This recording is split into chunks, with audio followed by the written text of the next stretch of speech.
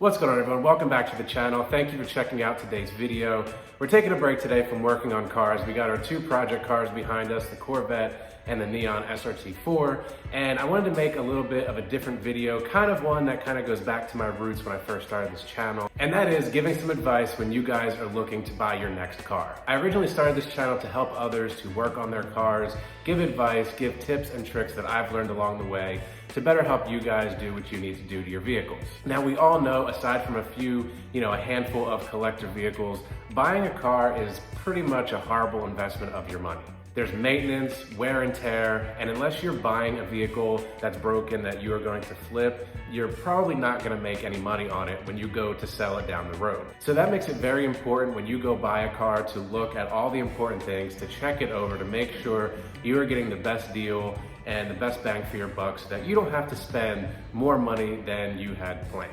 And I have these two examples behind me, two different situations, two different scenarios that we'll go over in a little bit. But first, when you're deciding to buy a car, you have a few things to consider. Obviously, you want to decide what make, model, year, all those types of things. You got to decide what you want first. And then of course, it's important to decide what you want to spend. And if you want something that's going to be a daily reliable driver, or if you want something like this Neon that you know is going to be a project. And that's the first thing I do when I'm buying a car. I decide what car I want and how much I'm willing to spend. And it's important when you're buying a vehicle to try and keep your emotions out of it. And I let my emotions kind of get the best of me when buying this Corvette, and I missed some things that I wish I had caught. You have to think of this as kind of a business transaction. When you're going to look to buy a car, you want to have in mind what the max you are willing to spend and the max amount of money that you're willing to set aside for repairs.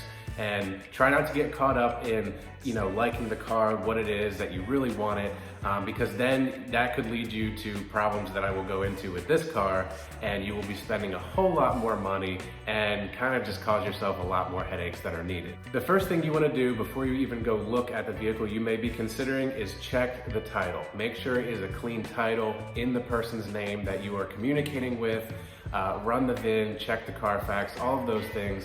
See if there are any accidents on the title, any liens, anything that may draw a red flag to you and your situation. If you're on a budget or you're okay with the rebuilt title, then so be it. I personally don't like rebuilt title cars, so I will make sure that title is clean. And I like to stay away from accident vehicles as well.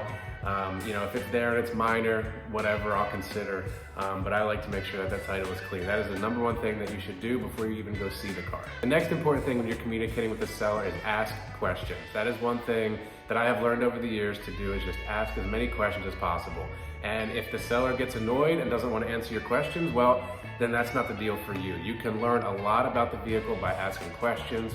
Be specific, ask about maintenance history, repairs, any issues that are known, because you can get a very good understanding of that vehicle before you even go and see it. All right, so let's say you've been talking with the seller for quite a while and you decide, I'm gonna go look at this car, everything checks out so far. One thing that I like to ask of the seller when I'm going to see a car is not to start it. I would like to see it and cold start it myself, because starting a car when it's been sitting can show any issues that it may have with the ignition system, with the fueling system, the charging system, anything like that. Once a car has been run, it may not show the problems that it has when it's cold. So check with your seller, see if they're okay with you seeing the car when it's cold. You go ahead, check all the fluids, everything like that, give it the initial start, and then see how it acts from there. So now, what do you look for when you're actually there with the car in front of you, checking it over, and deciding if you want to make an offer on this car? Obviously, I like to start from the outside, work my way in, checking the tires, the brakes, if you can see them, all the body panels, make sure everything lines up. You can check to see if the car has been repainted, like on this Neon it has been, and I'll show you here kind of the typical areas. You can check the edges of panels, see how they're aligned, and see if there's any overspray to see if this vehicle has been repainted. And here you're just checking the overall condition of the body, the car, the paint. Again, you can learn a lot from a car just by observing, by going over everything. And that's very important, because if you see a car that, the tires are worn, the brakes are worn, those are things that you're gonna have to pay extra on top of buying the car to get replaced. And if you're going to buy a project car and it's cheap and you're gonna have to do these things, that's fine.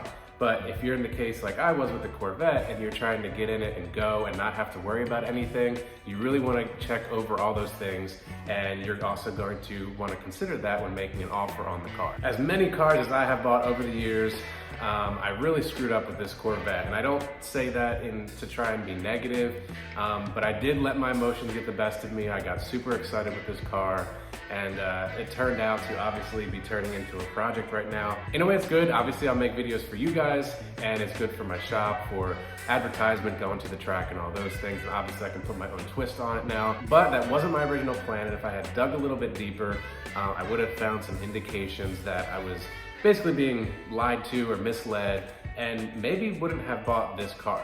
And in the end, if it doesn't feel right, you don't have to buy the car. If something looks off or feels off, it probably is. That is one thing that I learned, is to trust my gut. Kind of didn't trust it on that car, like I said, but in any event, you live and learn. I just want to pass these recommendations and examples onto you guys, so that hopefully I can save you guys some money and some headache. Another thing I like to do is I like to bring a little pocket scanner with me, scan for codes, because a lot of codes can be quickly erased and it won't show up as a check engine light. So bring a scanner with you if you have one. You can pick them up pretty cheap, one of those little pocket ones, and scan the car, see what comes up. If you're good to go, then you can move on and and check everything else out. Another thing I've learned over the years of buying cars is if you find one problem, there's going to be more either hidden or ones that you may find once you get the car in your possession. So just know, if you find a car and you notice a bunch of issues with it, there's probably going to be more, and if you're not okay with fixing the problems, then I would walk away from that sale. And when it comes down to it, if you're not sure, if you don't have the best mechanical knowledge of what you're looking at, checking things under the hood, scanning the car, just ask if you can take it to a mechanic, somebody that you trust that can do an inspection of the car and say, it needs tires, it needs brakes, or it's good to go. I would definitely recommend that if you're unsure of what to look for. If the seller wants to sell the car and they're being open and honest and they have nothing to hide, they will be fine taking the car to, your shop of choice and letting someone look it over. And now the most important thing that I think you can do or should do when buying a used car is check all of the fluids. When I buy a new car, I always change all the fluids so that way I know everything is fresh. If you're not able to do that or don't plan on doing it for a little while, at least check all the levels. Make sure the engine oil is topped off, the transmission fluid is topped off, all of your fluids, because a lot of problems can happen if you don't have the right amount of fluids in your car. Take this car, for example. I got it with knowing it had many problems. So this is on the other end of the spectrum of the Corvette. I bought this thing as a project, knowing that it needed a lot of work. But even so, I didn't change all the fluids right away. Got it running, got it driving, and drove it down the road and back a couple times, and finally decided to change the transmission fluid. Well, come to find out, this thing holds almost 3 quarts of fluid in the transmission, and there was maybe a cup's worth that I got out of here. I don't know how I didn't seize this transmission up. And I'm just very lucky that I didn't cause any damage.